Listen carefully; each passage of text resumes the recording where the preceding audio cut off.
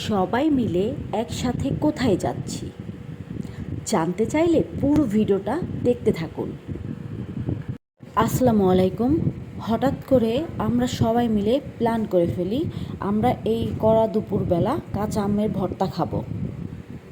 তাই সবাই মিলে চলে গিয়েছিলাম আমাদেরই প্রাণের ক্যাম্পাস রাজেন্দ্রতে। সবাই অনেক মজা করে আম কুড়াচ্ছে।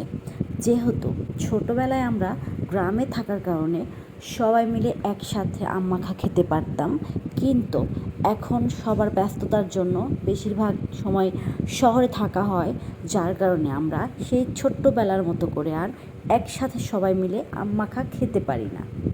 আর তাই হঠাৎ করেই আমাদের এই সুন্দর একটি প্ল্যান করা হয়ে যায় এবং আমরা সেই ছোটোবেলার মতো করে একটা দিন উপভোগ করতে থাকি। মোটামুটি আমাদের আম পাড়া হয়ে গিয়েছে।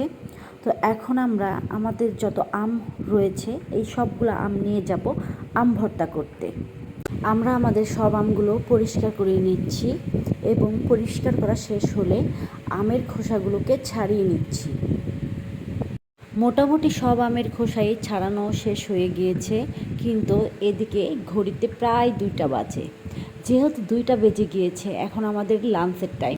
তাই দুপুরে লাঞ্চ করার জন্য পাশের একটি ছোট্ট হোটেল থেকে নিয়ে আসি অল্প কিছু দুপুরের খাবার।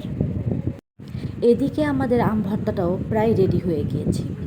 সুন্দর এবং সুস্বাদু এই আম ভর্তাটা এতটাই মজাদার, এই গরমের মধ্যে যদি না খেতে পারেন তাহলে কখনোই বুঝতে পারবেন না।